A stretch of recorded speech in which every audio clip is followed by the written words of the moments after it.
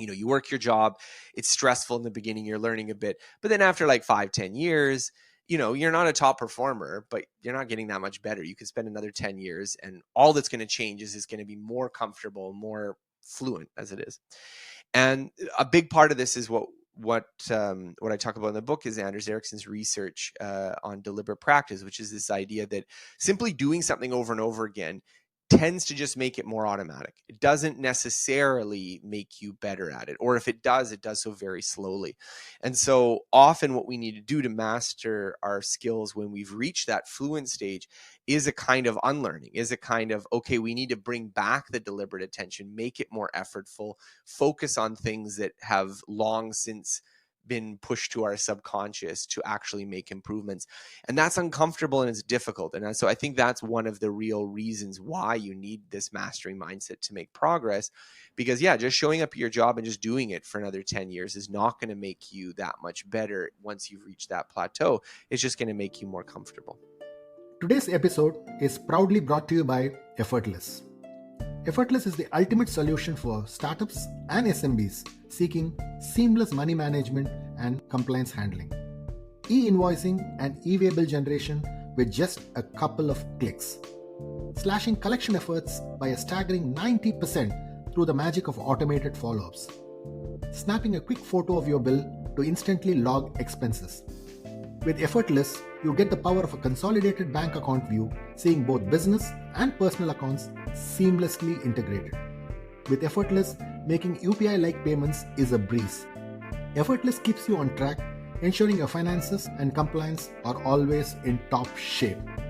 Effortless wasn't just created by anyone. It was crafted by chartered accountant turned entrepreneurs who understand the pulse of startups and SMBs. Visit www.goeffortless.ai and embark on a journey that will redefine the way you do business. Effortless, because managing a business should be anything but a hassle.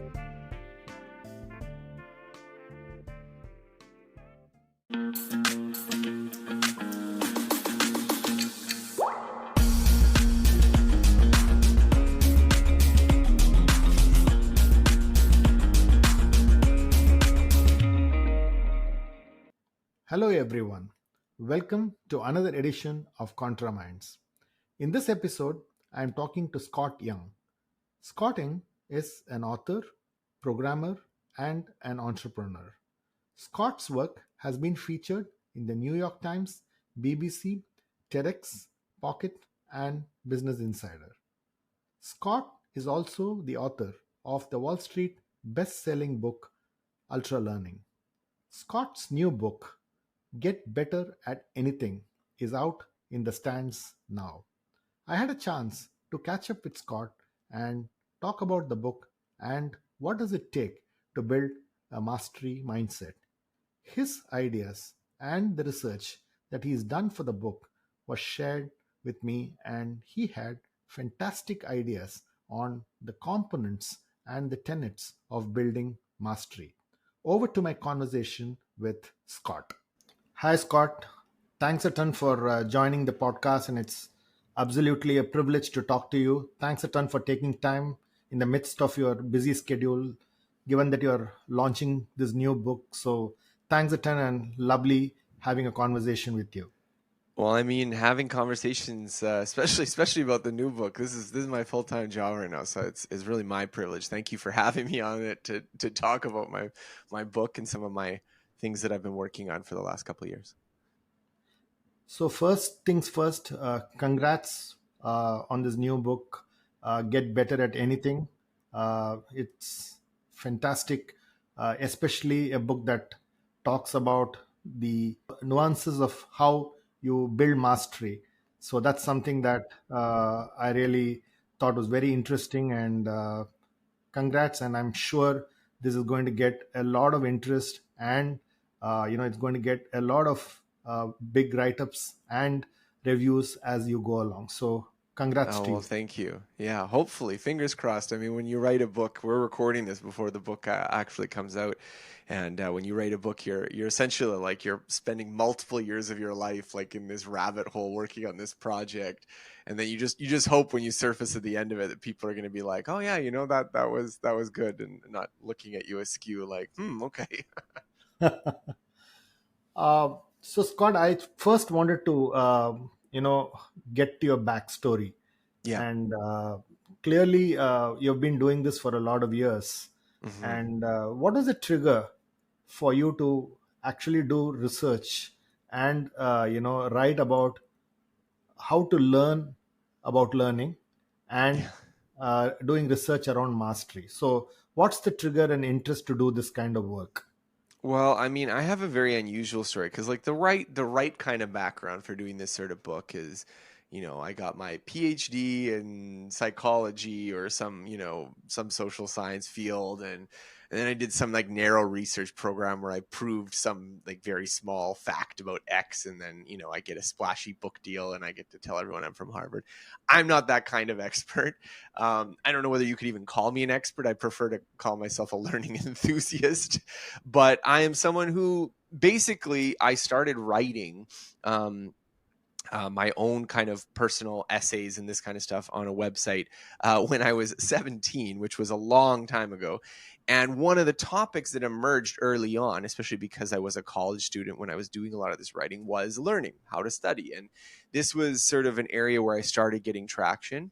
And as the blog grew, that interest deepened. And after I graduated, I did a few sort of these little what I call like ultra learning challenges or learning experiments. So one of them was learning MIT's computer science curriculum. I did a little project doing that over a 12-month period of time that got me some attention or notoriety or whatever you want to say about it. And then a year later, I did a project with a friend. We went traveling around the world learning multiple languages. And these individual projects kicked off a kind of a deeper interest in cognitive science and the science of learning itself. And so that first culminated a little bit in my book, Ultra Learning 2019, that went on to be a Wall Street Journal bestseller. And that was sort of talking a little bit more from a personal perspective. So, talking about some of my projects, some projects of people that have really inspired me, and then kind of digging into a little bit of the basic principles of cognitive science, of the science of learning. And more recently, in like the last 5 years, it really deepened into a much more serious research project. So this Get Better at Anything was a little bit less personal, a little bit less about me and what's worked for me, and more just me reading hundreds of books and like almost thousands of papers, trying to synthesize an overall picture of the science of learning. So what do we know about learning? And I tried to be as much of a generalist as possible when doing this book, because I think if there's any advantage of being someone like me, it's not being, the expert on some super narrow fact X that I got my PhD in, but of looking at the anthropologists and the economists and the, psychologists and the cognitive scientists and all these different fields, all these different ways of looking at it, all these different domains, and asking what are the broad things that seem to be true across all these domains. And so, in this book, I'm covering things like mathematicians solving problems to, fighter jet pilot training to science fiction writing to jazz improvisation and all these different kinds of subjects to try to really get as broad a view as possible of how do people learn, what are the basic mechanisms for learning, what are the ingredients that need to be there to make improvement, and what are the things that are kind of like the rate limiting steps that make it hard to improve, which is obviously something we deal with. And so I hope that the audience who is going to read this book is someone like me who's interested in this topic and would like kind of a survey introduction to some of these ideas, some of these big ideas that are important in understanding how we learn. Fantastic. Uh, so the first, thing that hit me when I started following you a couple of years back, and then, when I had a preview to this book, one question that popped in my mind was, how do you differentiate between mastery and excellence? Mm. I don't know. I haven't really thought about that. I think for me, a lot of these words that we use in everyday English, they don't have really technical definitions. So mastery, in some podcasts I've had conversations where we talk about mastery, and mastery means some kind of like elite level of performance. Mm. I know, and some people for that reason don't like the word mastery because they're like, well, I'm not going to be, I'm not going to be Tiger Woods at golf. I'm not going to be, Bill Gates as a CEO. So like, this is irrelevant for me, right? I just care about getting better, which is one of the reasons I titled it "Get Better at Anything." And to me, I think of both mastery and excellence and these concepts as just being like there's a continuum of Mm. proficiency that we have with skills, from the person who knows nothing, the person who's starting out, the person who is sort of a middling performer, to someone who's really good at it. And mastery just is what we define as being at kind of the tail end of that spectrum. Now, people can do the cutoff point differently. And so, I mean, if we're talking about world class performance, where there's only like a handful of people in the world who are at that level, I mean, most of us are never going to master anything. But I think of it more directionally. I think of it more like going from wherever you are to another increment forward.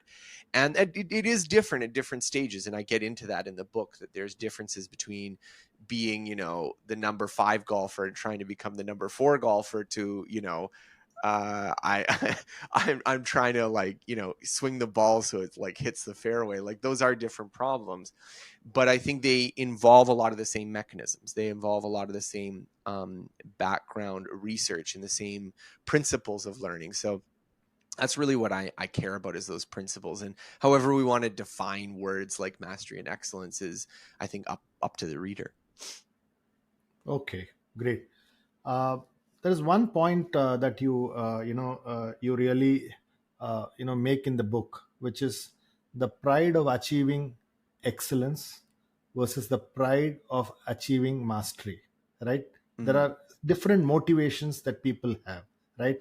mm, Because you talk about what you call as your see, do, and feedback loop. Right? That's the mm-hmm. principle that you Yeah. largely talk about in this book. And therefore there's this whole feeling that there is a different pride in achieving excellence, and there's a Right. different pride in achieving mastery. In your research, what did you think were the differences that you saw, which the nuances, so to speak, Mm-hmm. that you could capture, and what is it that you learned out of the vast amount of research that you have done for this book? So I think I know what you're getting at, and I think if I can, hopefully, I'm following your thread in the right direction here. There is a distinction in a lot of the learning research on what are called like mastery motivations versus it's usually called performance motivations. So the classic context of that is like if you have a group of students in a math class, right? There's going to be some students that are mostly motivated to get an A in the class, and there's Mm. going to be some students that are motivated to learn the material. So learning the material is the mastery motivation, getting the A in the class is the performance motivation. And in general they kind of talk about like the mastery motivation is probably better in the long term, especially in a classroom environment where you know the getting an A in a class usually doesn't fully capture the learning objectives of the course. So it's possible to get an A in the class and have maybe a more superficial understanding that's desired. And at the same time, you can do things that will allow you to get the A that are not going to be good for setting you up for long-term mastery. So, maybe just memorizing things that you were supposed to have really understood, Mm. cramming so that, you're going to forget it right away, but it'll help you on the test. These are things where these kind of motivations can be in contrast.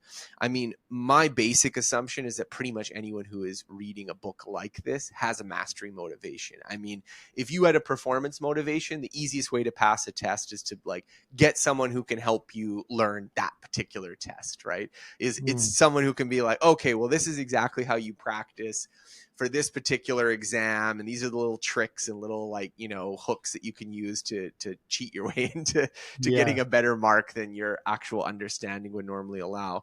Whereas the kind of person who's going to sit through and read a fairly densely cited popular nonfiction book about learning, about mastery, is someone who wants to improve for itself, who wants to have that as a goal. So I have the privilege, I think, of being able to talk to an audience that largely has the right motivation. And I think you're even listening to podcasts as you've made it in a few minutes. You care about mastery. You're not just like, okay, I want to just narrowly get by on this particular class or this particular exam, even if that is also a goal of yours.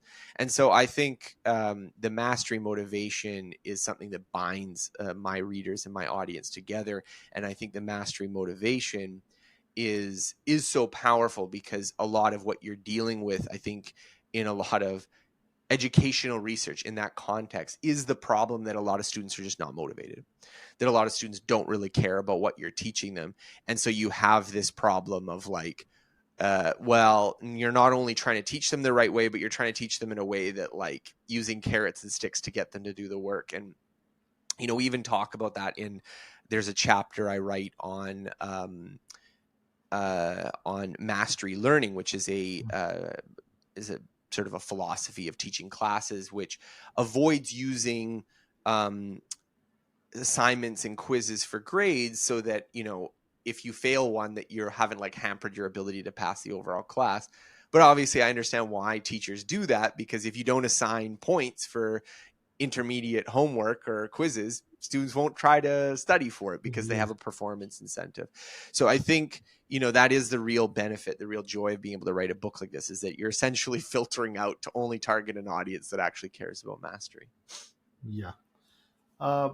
See, one of the things that I see as I read this book, some of the thoughts that crossed my mind was this big shift that's happening in the way we work, right? So if you look at it 100 years back, we were in a industrial mindset or a factory mindset, which is really around, you're pretty much mass producing goods, and therefore you're getting the stuff out of the factory, right?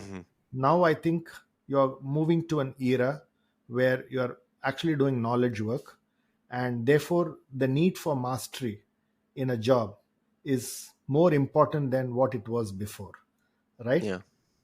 Yet, do you believe the organizations leave at one point? I think let's leave the students aside, but I'm a beginner getting into a work world, and I'm actually moving up my career.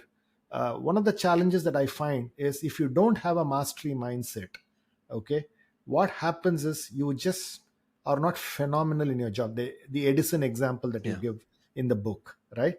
So the fact that if I'm actually in a job and I'm at a workplace, the fact that the new workplace of the future requires a mastery mindset. And therefore, if I were to actually agree on that as the direction that workplace is changing, what would you say are the principles that I need to build in what I do to build mastery in anything that I do? Well, I think, again, understanding these basic principles of learning is so important because I think this is a topic we're not really taught that much about. So, I mean, you could go through, 16 years of schooling and never encounter a single class where they talk about how learning works, how memory works, all the research we've discovered about this subject. And that's somewhat unfortunate because, it makes people, it puts people in a position where they're often, they're relying on their own intuitions about what's the right way to learn and how people improve and how they get better at things, which can sometimes be accurate. I don't want to say that, like, if you spent 16 years learning in school, you have some idea about how to pass tests and study for things. But there's also a lot of blind spots. And I even covered some of these in my last book. Like one of the classic ones is retrieval versus review. Students, when you give them these like measurement tests, they think that reading their notes over and over again is the right way to remember the information, that is a better method. But actually, when you test them, they do better with repeated testing than with repeated reading and rereading. And so there's a lot of these little blind spots. Spacing is another one. People tend to think you learn more when you're cramming, but you actually are more efficient learning when you space things out. But I think even at a deeper level, there's issues with, we're talking about mastery in the long run. One of the things that I think is a common belief is that you get better and better just with more experience. And this is one of the things that I've had to push back on because Malcolm Gladwell published a very fun and engaging book called Outliers, and it popularized this idea of research called the 10,000 hour rule. And as with all popularizations, I don't want to be too hard on Malcolm Gladwell because you're always simplifying things and people take ideas in ways you didn't expect. But one of the ways that he took in that he didn't expect, or that I think is not a good reading of the research, is that, well, the key to getting good at something is to spend 10,000 hours doing it. And that's not actually what the research shows. That spending a lot of time doing something leads to confidence and it leads to fluency. Now, fluency, I think we all understand from a linguistic point of view, is the ability to talk without interruptions. But it has a more general meaning in cognitive science, which is that you can do something with low effort. So think about driving a car. In some ways, it's weird to think about driving a car fluently, but it is a skill that you've learned to the point, if you drive regularly, that you don't have to process a lot of mental bandwidth to think about doing it. I drove here to work this morning and it was just sort of in the back of my mind. I wasn't really thinking about like, okay, where is the brake pedal? Where's my 10 and 2 with the steering wheel? I'm not thinking about that, right? But am I a great driver? No, probably not. I'm a middling driver. Is there better levels of driving skill I could attain? Definitely. Like you compare me to like a race car driver or someone who, drives a taxi. Well, in Mumbai, for instance, I would be a disaster driving there, right? Like it's a much more chaotic, frenetic environment to drive a car in. If you drive there, you're a much better driver than I am. And so why is that? Why is it that I can spend lots of time driving and my skill level is essentially flat? And this is related to what you're talking about. You work your job, it's stressful in the beginning, you're learning a bit, but then after like 5-10 years, you're not a top performer, but you're not getting that much better. You could spend another 10 years and all that's going to change is it's going to be more comfortable, more fluent as it is. And a big part of this is what I talk about in the book is Anders Ericsson's research on deliberate practice, which is this idea that simply doing something over and over again tends to just make it more automatic. It doesn't necessarily make you better at it. Or if it does so very slowly. And so often what we need to do to master our skills when we've reached that fluent stage is a kind of unlearning, is a kind of, okay, we need to bring back the deliberate attention, make it more effortful, focus on things that have long since been pushed to our subconscious to actually make improvements. And that's uncomfortable and it's difficult. And so I think that's one of the real reasons why you need this mastery mindset to make progress. Because just showing up at your job and just doing it for another 10 years is not going to make you that much better once you've reached that plateau. It's just going to make you more comfortable. Okay. So if I need to develop that mastery mindset, what are the 3 steps that you talk about this? Seeing, doing, and taking feedback as one principle, and there are many maxims within this framework that you have put out Yeah. there. So Well, talk to me about I'm actually in this job and I'm a programmer or I'm an architect or I'm a musician or I'm I'm somebody who's running my own business, and yeah. I'm somebody who wants to build this mastery mindset. So, which Mm-hmm. means that you got a fantastic framework that I saw with these 12 maxims that are coming in under these 3, I would say, pillars, which is, seeing, doing, and taking feedback. So, Yeah. talk to me about it. And therefore, if I were to build a discipline in my head on how I need to do it, uh, talk to me about a few interesting points. I'm sure they will pick up the stuff from the book, but give me some large headlines which help Yeah. me understand what the process is. Well, I mean, part of writing this book is that you're just encountering so much research, so many different ideas that, these individual trees, you're like, what's the forest? What's the big picture? And so the eventual framework that I thought best organized these ideas is dividing it between these 3 factors. And I mean, they sound simple, but that betrays a lot of nuance, a lot of detail. So seeing, doing, and getting feedback. So seeing is the idea that most of what we know comes from other people. Mm. that human creativity, human problem solving is like the tip of the iceberg of all the cultural learning, all the transmitted knowledge that we get from other people. And so to achieve excellence in any field, you are really standing atop mostly knowledge created by other people. Mm. And where this was interesting for me was that there's lots of examples of differences in our ability to learn from other people. So if an environment makes it a little bit easier or a little bit harder, that can totally change the trajectory of not only just mastery of an individual, but for an entire group. So Mm. the story that I open the book with is one that was given to me by the blogger John Green, talking about Tetris proficiency. And Mm. this is, not something that is really important for our jobs or for our work, but I thought it was beautiful because it illustrates something that is deep and important across many fields. And here's the idea. The game comes out in 1990. People are obsessed with it. They're witnessing falling blocks. But the best players, the people who they're keeping world records about, are nowhere close to as good as like 13-year-old kids are today. And the Mm. difference is that in the last decade or so, there's been an explosion of online streaming and tools and tournaments and basically things that make it much easier for players to learn techniques and strategies from each other. So a new player today who's like 10 years old can go Mm. online and be like, oh, this is the right way to play elite level Tetris. And they can quickly learn what would have taken trial and error, a decade or more for a lot of players to get to. And in some cases, they would never get to it because of what we talked about this increasing automaticity of maybe using an inefficient method. You just keep using it more and more. And so this idea of seeing is very important because essentially in our work, in our professional lives, it's huge because you can learn stuff from school and that does give you a foundation. Certainly in the hard sciences, the STEM fields, you need it to be able to work. But so much of what matters for performing at the frontier of a discipline is not taught in school. It's taught in the field, in practice. And Mm. so if you are in a company that's doing cutting edge work and you are able to witness the best people doing it, you're able to see their explanations. I mean, that can be orders of magnitude difference. You can be the smartest person in the world, but if you're working at the wrong company, you're not going to make an important contribution. And that's an Mm. unfair truth, but it is also something that's very important to recognize, is that being able to see and learn from other people, it's huge.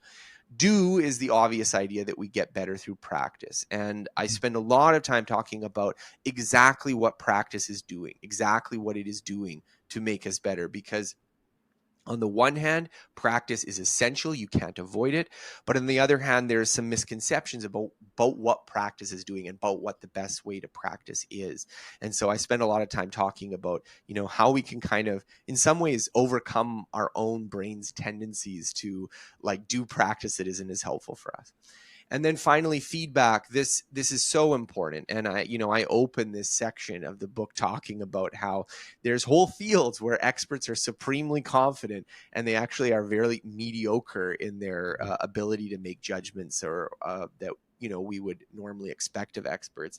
And the reason is simply that if you don't have good feedback, if you're Mm. not getting information from your environment that's allowing you to adjust and calibrate your skills, basically it's just what we talked about. You keep doing something, you get more and more confident, you get more and more comfortable, but your improvement pretty much flatlines. And Yeah. so these three ingredients are important, but they are really just a starting point for thinking about how you're learning, because it's not like this is a trick or a technique. It's Mm. bigger than that. It's more like, okay, if I'm in an environment where learning from other people is going to be hard, I could be the smartest, most hardworking person on the planet, and I'm not going to make progress in this skill. Mm. If I'm in a field which has poor feedback, then I got to be very careful, because I can be feeling really confident and still be making lousy predictions. And similarly, if I'm doing the wrong kind of practice, you can spend 10,000 hours and not become world class at anything. So I think there's both potential and danger here. And so that's why I think it's so important to understand these principles. And in fact, you make a very interesting point in the book, Scott, where you talk about the power of apprenticeship, right? Mm-hmm. Where I think you cover that point very well, saying that there are fields where apprenticeship is actually done, in professions like music and Yeah. other maybe in a medical profession, where a lot of apprenticeship helps you build mastery, right? hmm So talk to me about the power of apprenticeship in building mastery. So apprenticeship is a kind of I think when you look at, so I'll just preface this, whenever you look at any learning system or any kind of framework, there's always strengths and weaknesses. There's always things that it does well and things that it doesn't do so well. So if I were to like talk about learning systems or learning environments, um, I don't have any that I would point to and be like, well, this is the ideal way to learn everything, Mm, right? It's always this trade-off. And so to me, what apprenticeships do really well is that you are getting good feedback. The skill is very close to the one that's actually practiced, which is a major problem. I talk about it a lot in my first book, Ultra Learning, of this indirectness, where you are in a classroom. The teacher doesn't know where you're going to be working. They don't know what you're going to be doing. So they try to give you quite generic skills. And mm, sometimes that's useful. I mean, if you're going to go in any math field, learning algebra is important. You have to do it. And I don't really think there's another way of doing it. But I went to business school, and I remember sitting through a lot of classes that would talk about business strategy in such an abstract, detached way that you really question whether or not these kids would not just be better off working for a couple years than sitting through these classes. And I think that's true of a lot of fields. I yeah. did this kind of computer science sort of self-education project that I talked about at when we opened from MIT. And like MIT classes are great, but they're super conceptual and abstract. And so you could definitely just take all those classes and not be a very good programmer. Whereas, what you need to do to program is program a lot. So apprenticeship gives you that repetition. It gives you that directness. It gives you those actual skills. What is apprenticeship? What is the weakness of apprenticeship? Well, the weakness of apprenticeship is that the people who are teaching you are too busy to teach you. They don't Mm, have time or patience to tell you how to do the job. And you are in an environment where you're trying to get work done.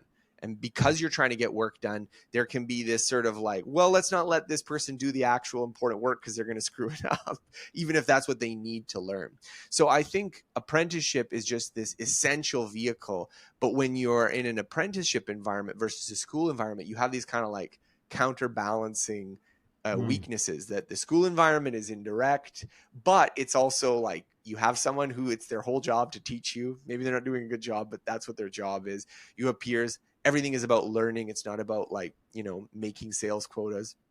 Whereas when you're doing apprenticeship, it's so important to try to like get some of that school environment in the apprenticeship process, like be on projects where you can genuinely learn and grow, and be with people that you can ask stupid questions to and they can give you helpful answers, and you can navigate that social network. And when you're in the school, it's good to have the work experience and the things that are like, okay, this is actually what you're going to be doing. And so you can get that experience. And so I think apprenticeship is really important. It's underused, but it's also something that, essentially that's how we get good at our jobs. In almost every job is some form of apprenticeship. fantastic. So my follow-up question to this, Scott, is so when you Yeah. look at the journey of mastery, when I hmm read through this book, uh, one thing that comes back, and I think it comes with a lot of your work that you do, is I tend to look at mastery when I know that I want to be the best in my profession. hmm Okay. But what profession I'm going to get in is something that I'm not sure when I'm in college or I'm in school. Right. Okay. And suddenly I'm in a job or Yeah. probably at work, and suddenly you're talking to me about mastery, right? And I'm not prepared. In my mental models are not there for building mastery. So hmm is there something that one needs to do? For example, I was thinking as I was reading your book that hmm in schools you start teaching subjects, right? hmm But when I saw what Edison did, or when I Yeah. saw the gaming example that you just gave, Yeah. one of the things that I see is uh, I have to be the best tennis player in the world. I have to be the best golfer in the world. So therefore, does mastery start with defining a profession first that you would get interested in, and then you start teaching the subjects, which leads to mastery? Well, this is a really interesting question because I think what we're hitting on here is not just a question of like what's involved in becoming world class and what's involved in mastering a skill, but also thinking about you as an individual, you and your career. What is the sort of portfolio of skills that you bring to the table? And I think this is a deep question because a lot of the research, like again, if we go to Anders Ericsson is the person that I love to cite here because he did so much to our understanding of expertise and mastery. He was really focused on, I would call them fairly narrow professions. So like chess grandmasters and, tennis players and people who had kind of reached the pinnacle of a specialization of some narrow skill that was well defined. And the author David Epstein, he kind of wrote a book critiquing Anders Ericsson to just sort of talk about like, well, in a lot of workplaces, being really, really good at one thing is not actually what the game is, right? That it's about having this sort of portfolio of skills, this range, as he calls it. And I think that's a useful point. I think, I don't have the citation offhand, but I recall running into a paper which was arguing about double majors. So people who take two different majors in university, having like kind of the one major is sort of like the specialist animal. So it's like it's the giant panda that only eats bamboo, and having the double major is like being the omnivore. It's like you're being like the city rat who can eat every kind of garbage. And in an environment which is very stable and predictable, being the specialist pays off because you're only learning what's relevant to that job. You're going to create a lot of waste if you learn skills that you don't end up using. But if you have more breadth, you have more tolerance to variation and risk. So I think that is, as a young person who doesn't know their career or who is in an early stage of their career, I do think um, you need to have this kind of portfolio analysis because if you, let's say, okay, what is the highest paying profession? And like the classic example that often gets cited is like petroleum engineers. So petroleum engineers, I don't know when this was. This would have been like in the early 2000s or something. Were like, exorbitantly paid because there was a shortage of them. There was a real boom in like, gas and oil fracking. So if you were a petroleum engineer and you were just graduating with your like PhD at that time, they are paying you like millions of dollars to do your work, right? And you're a new student, you're like, I want to go and like, I just want to make money. Maybe you're just a hypothetical, super materialistic student. I'm going to go into petroleum engineering. And then you get to the end of your career and then you find out, oh, actually gas prices, oil have fallen and they're laying people off. And now you have this like really well-developed hyper specialty that turns out is useless for like most other lines of work.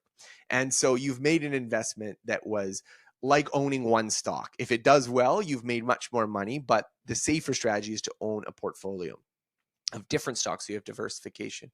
So I tend to think of that problem in terms of, if you're really young, like if you're going into school, it's better to choose, again, there's nothing wrong with choosing based on prestige. I think a lot of people know this, especially in India. If you go to an IIT, you're probably going to get a job even if it's not in tech later because they know you're smart.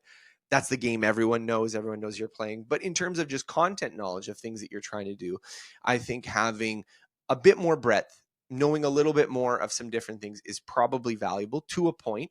And when you start out in your work, it's helpful to look for workplaces that also introduce variability, that introduce different contexts, different industries. So my classic example of this is if you're going to go into accounting, for instance, you can go into a big accounting firm, which has lots of clients in lots of different industries, or you can go work for a firm and do their internal accounting. But if you work for the firm where you do their internal accounting, you get really familiar with one industry, one practices, one way of doing things. And it can be a little bit harder to switch fields. Not impossible, but a little harder. Whereas if you went to one of the big accounting firms, you can basically work anywhere you want after that. And there's a similar process in a lot of industries. So I think early on, having that intense, varied experience, even if it's not ideally what you want from a work-life balance, can be beneficial because it sets you up so that, well, you have this sort of foundation. So if you get into a new job and you need to spend the next couple years quickly getting yourself acclimatized, you're in a much better position. So I think that's the reason why you talk about this point on varied practice, Yeah. right? Which is very key to building mastery. right? Hmm.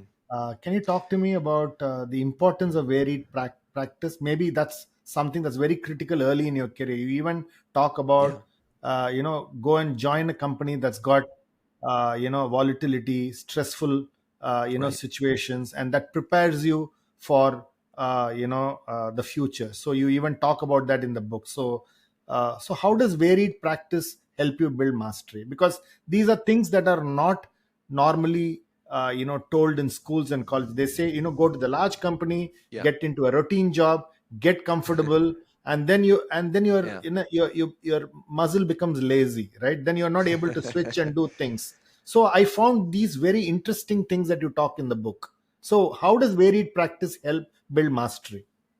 Right. So in that there's a chapter I have which I call variability over repetition, and this is a more specific point. So we were talking about this kind of, I'll call it like the portfolio model of skill development, which is not so much a question of how do you learn, but a question of like you're making investments in your own human capital. What is the right like to use a investing metaphor? What's the right way to make those investments? And I tend to think that you're probably better off with some degree of diversification. Not like you learn every single skill, the jack of all trades is the master of none, but that you have a little bit more breadth. So, changing economic conditions, changing opportunities, you're a bit more flexible. This other idea about variable practice is a deeper cognitive science principle that I think like this applies even if you were trying to just be a specialist. So even if you just wanted to be only a chess player, or as I talk about in the book, like only a jazz player, this is very important. And the basic idea is that when we practice things, a tendency is to want to like repeat it until we get it right. So just keep repeating it until you get it right. And there's a whole interesting line of research from called contextual interference, interleaving. Uh, there's a whole bunch of different names where this research has been done with different paradigms, which basically shows that for a lot of skills, if you are able to mix up the practice so that you are practicing different skills that are similar in alternation, in different orders, at a random schedule, it has two effects. One, you tend to learn a little bit more slowly. So this is sort of the obvious reason why we try to favor repetition often, is that it seems like we're making faster progress. But if you average out over all those skills, you tend to be more efficient doing the varied practice than the very consistent or repetitive practice. And this manifests in different ways, but one of the things that I think it really helps with is developing a kind of deeper understanding or deeper flexibility with the skill. So when you continually practice the same skill over and over and over again, you get faster, fluent at it very quickly, like what we were talking about. But what is sort of weakened in that is that because you're doing the same thing over and over and over again, the ability to decide whether or not you should use that skill, like is this the situation that calls for it, is relatively under practiced. And so this leads to what some researchers call the paradox of transfer. So transfer is this idea of you learn one skill, does it help you with something else? And what they find is that these varied practice schedules tend to make learning slower. They tend to make, if you're trying to get good at one particular thing, it makes it a bit slower, but it tends to make your ability to learn new things better. And so I think this is a very interesting idea. Obviously, there's limitations to it. I don't want to suggest that, you learn 10 different subjects is going to make you learn subject 11 a lot faster. That's not, I think, what's particularly shown by the research. But it does show that if you are in environments where you are practiced in a varied way, you're able to pick up new cases, new problems, new skills within the discipline more quickly. And I think that's very important for mastery, where, in a lot of our professional fields, it's not about being able to, punch out a widget, a tenth of a second faster. It's about encountering a new situation and resolving it appropriately. Okay. I think no conversation, will be complete without AI, which is Yeah. really something that Right. Of everybody talks course. about. And I think Yeah. in this book, you talk about, how AI can influence building mastery, and you talk about known practice and unknown practice, right? You talk Hmm. about the concept, and therefore how, even though there is AI, the fact Hmm. that there are known practices which probably AI will know, but unknown practices which probably is not known to the world, and therefore that being a big point in building mastery. So talk to me Yeah. about that, and I think that was a very interesting concept that I really loved. Well, I gotta say, first of all, like everyone, including myself, is just gobsmacked by the developments of large language models and generative AI. This was something that I think really was unexpected to people 10 years ago. And when I was writing this book, I mean, one of the reviewers, I love her, but she was like very, very critical of me because I didn't write more about AI. She was like, "You're writing this book and you don't have a big section on AI." And the reason I didn't is because book publishing is a slow process. You know, I started this book before ChatGPT had even come out, and it's going to be out hopefully for another decade or two. And there's a real risk of making pronouncements about new technologies that just seem totally ridiculous 10 years later. And it's just because making predictions about things is hard. And so I personally, I think our own ability to say where these technologies are going and what the actual implications are is pretty weak right now. So I don't want to be here with my crystal ball saying, this is what's going to happen now with large language models. And I think anyone who is saying that is talking out of their butt a little bit. But what I will say about it, and what I think is kind of generally true of technologies, is that technologies enable new cognitive powers in people, and they also open up new cognitive terrain for skills that we hadn't appreciated or imagined before.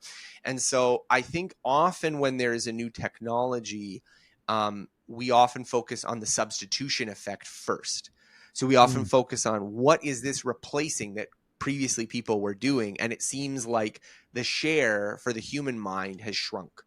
So, you know, the classic example of this that everyone talks about is Socrates. And Socrates, when paper was coming out and people were writing down ideas, which previously was this oral tradition that was memorized speeches that were handed down from teacher to student, he was saying, you know what, this is going to rob the faculty of memory because we had to memorize things and now students will just be able to look it up. And the thing is that he wasn't wrong. You know, the correct. ancient Greeks had these elaborate mnemonic techniques to memorize things, and we don't really use them anymore. And we don't Correct. have as good memories as Socrates did. But what he missed was, by focusing on this substitution effect, he was missing this new domain, which was that once you write down knowledge, all of a sudden you can accumulate far more than a person could study in a lifestyle in a durable format.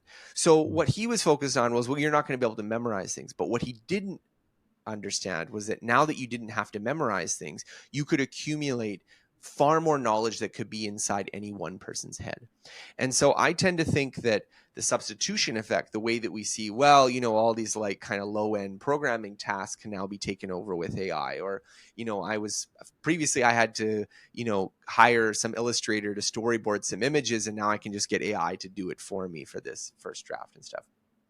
But what I think is missing is all the ways that having these tools in the long run is going to enable new forms of creativity, new forms of problem solving, new forms of knowledge representation discovery.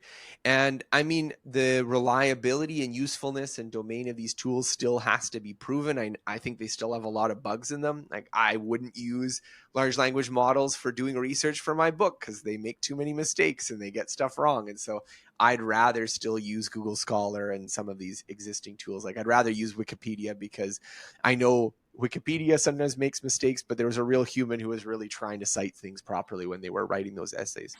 But who knows where it's going to go in the future. And so I think all I would say right now is to keep an open mind and to keep open the idea that while some skills will be substituted, new skills are going to be created. And I think it's those new skills that are going to be created that they may end up defining the future of work for the next 30 or 40 years. If it turns out that, you know, what it means to be a programmer just fundamentally changes when you can have an AI that can do like 80% of the programming work. Well, that 20% that they can't do, and the, you know, other 10%, which is involving like managing the AI, that's going to become super important.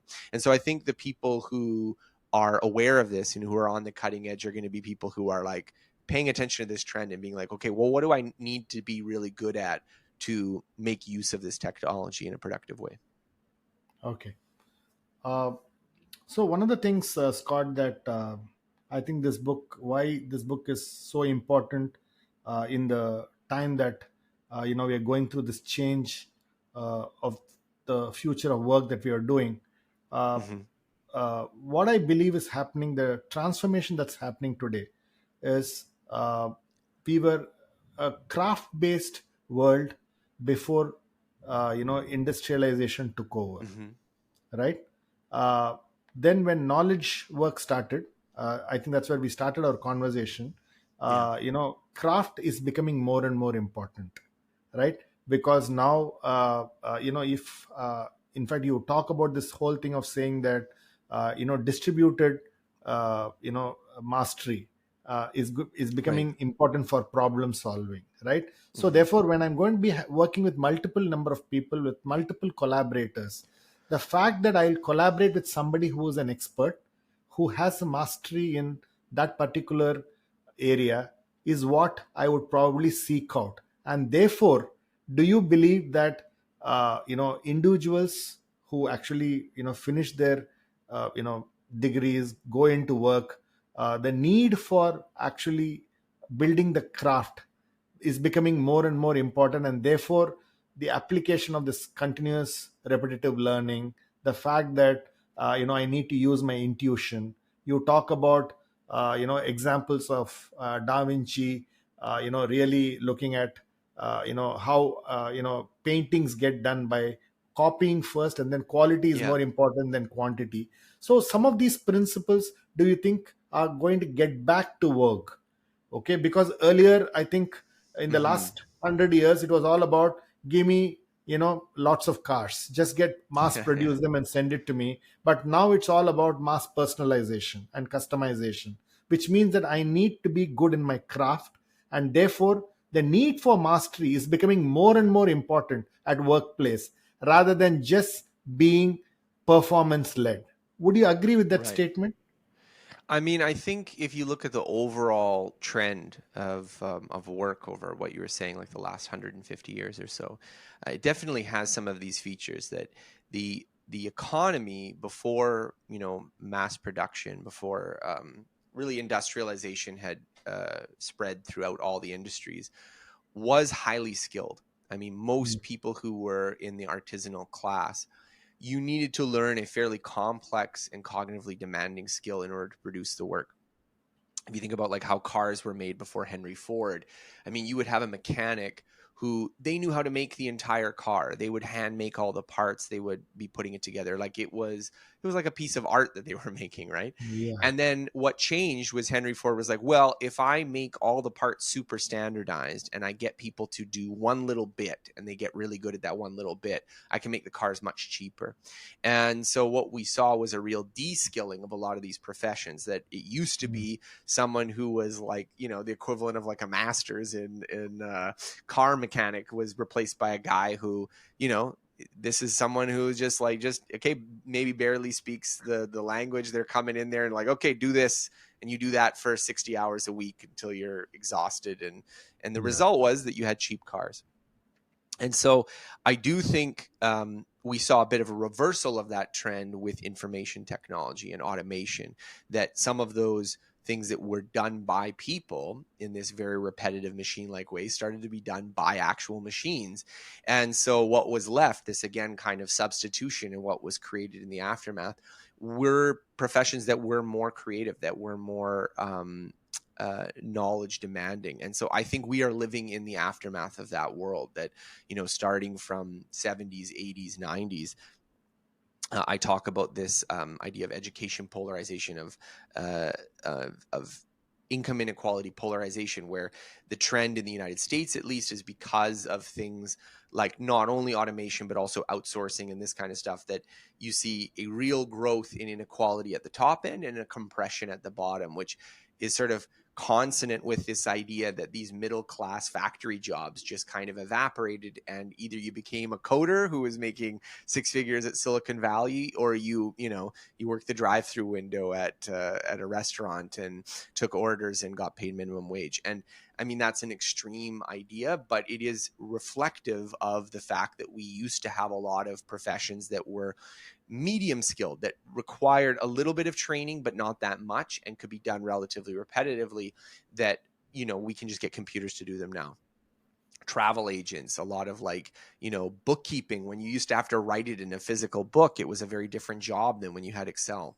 And so I think there is a real question about how much this trend is going to continue. I tend to think that it probably will continue. I know there's some people who think we're maybe on the cusp of a new industrial revolution of de-skilling because of these large language models, and they can point to some evidence in their favor. But I tend to think that this trend is broadly just because the kinds of things that we get people to do, it's easier to automate the things that are simpler. And so you kind of just, as technology develops, you get into a zone where, it used to be people doing everything, and then it was machines doing just kind of like the very, very simplest parts, and then the more complicated skills. And so as we move up and up, I think the role of people is going to increase. We're going to be increasingly having people not just do technical skills, but you're going to be need the soft skills. You're going to need the people skills of being able to put together these,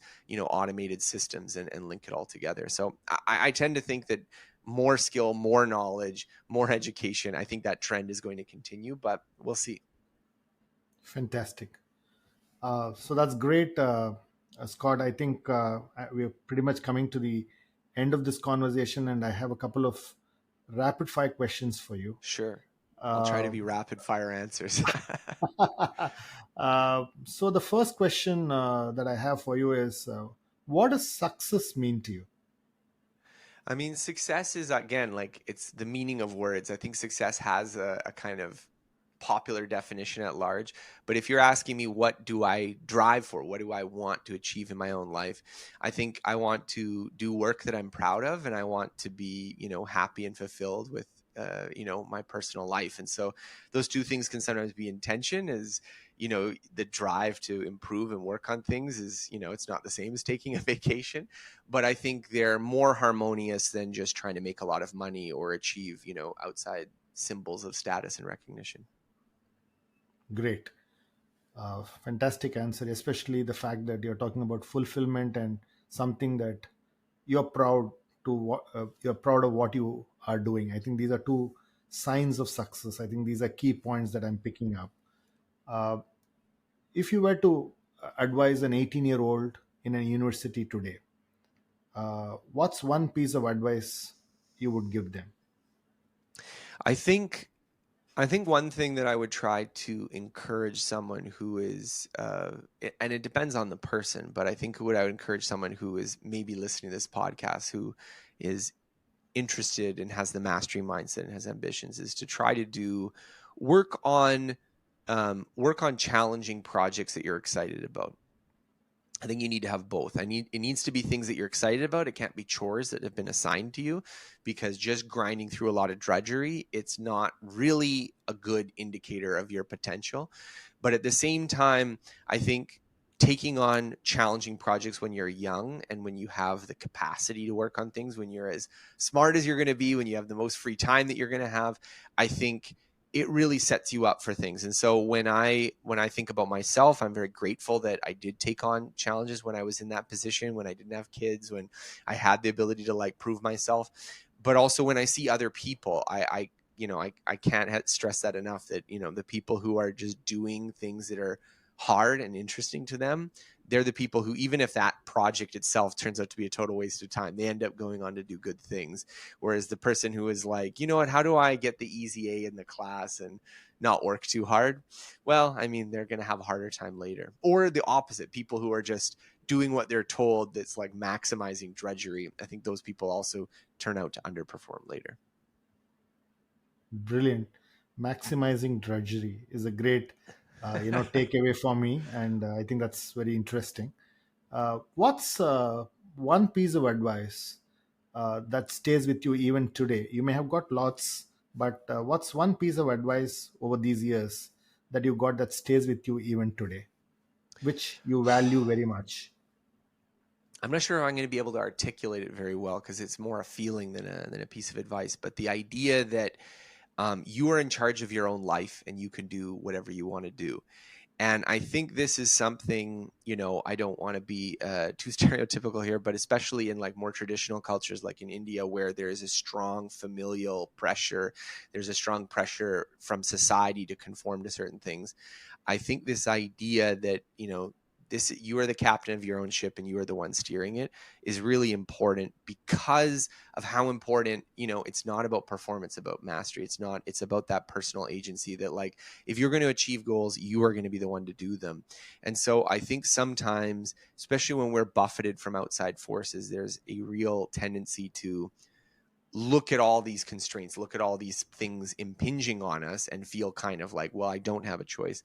And I think the more that you can take agency of like, well, those things exist, but I'm still charting my course in and around them, is so important. And so the first time that I kind of got exposed to that philosophy, I think it really was an inflection point for me. And it would be the advice or the attitude I would like to instill in anyone else.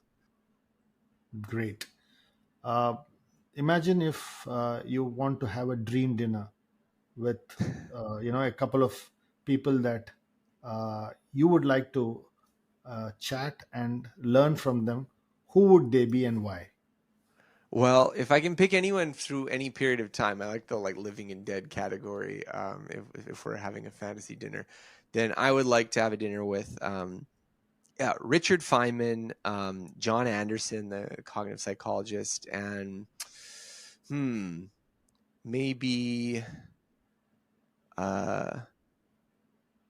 those are the two that are coming to mind right now. So I'll leave it at that. There's probably a dozen more, but selecting it down to a manageable guest list would be hard.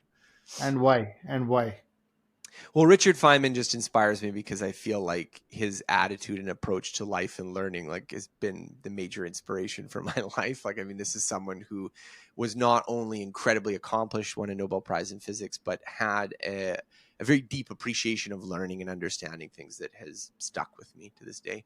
And John Anderson, because I feel like he's probably the smartest psychologist that I've ever encountered upon reading, and has the deepest and most thorough appreciation for how the mind works. And I would love to just chat with him because I feel like, compared to him, everyone else is a specialist. He's the true, expert among experts there. Great. And my last question for you, Scott, in this conversation is, what's one thing that you believe in that others don't agree with you? Oh,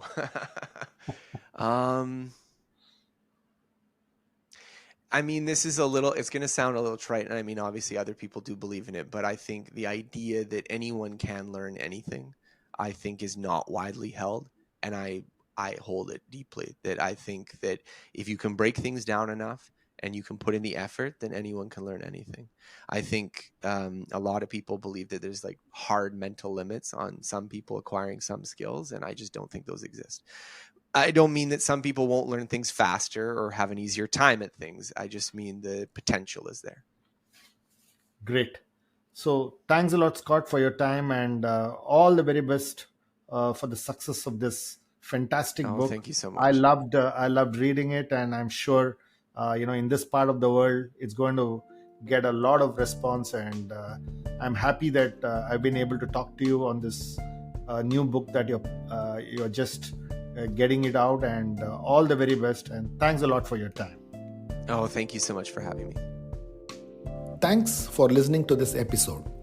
For selected links and detailed show notes, visit www.contraminds.com. Follow ContraMinds on social media and let us know who you would like to see next on the podcast. If you're listening to ContraMinds on Apple Podcasts, do share your comments and give us a rating. We are keen to know what you're thinking. ContraMinds is also on YouTube.